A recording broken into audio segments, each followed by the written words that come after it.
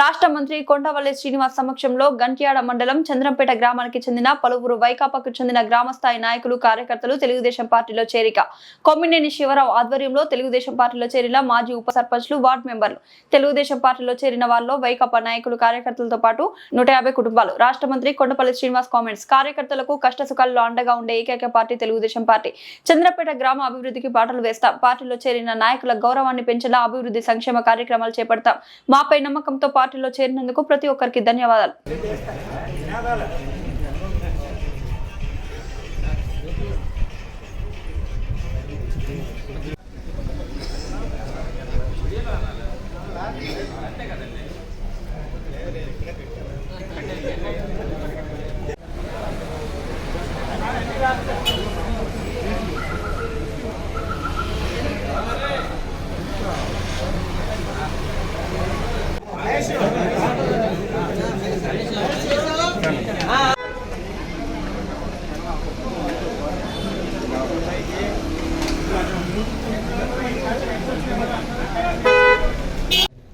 మీ అందరూ కూడా రావడం, ముఖ్యంగా చంద్రంపేట నుంచి రావడం మా అందరికీ కూడా చాలా సంతోషం. ఎందుకంటే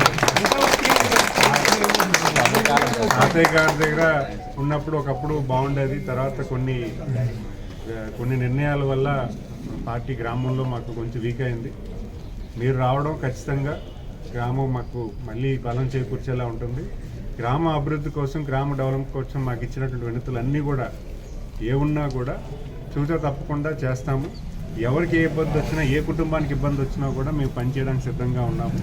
మీ అందరూ కూడా మా కుటుంబానికి, తెలుగుదేశం కుటుంబానికి రావడం నాకు చాలా ఆనందంగా ఉంది. ముఖ్యంగా చంద్రంపేట అంటే మీ అందరి పట్ల ఈయన శివగారి దగ్గరుండి పనిచేయడానికి సిద్ధంగా ఉన్నారు. పూర్తి స్థాయిలో రాజకీయంగా ఉన్నారు.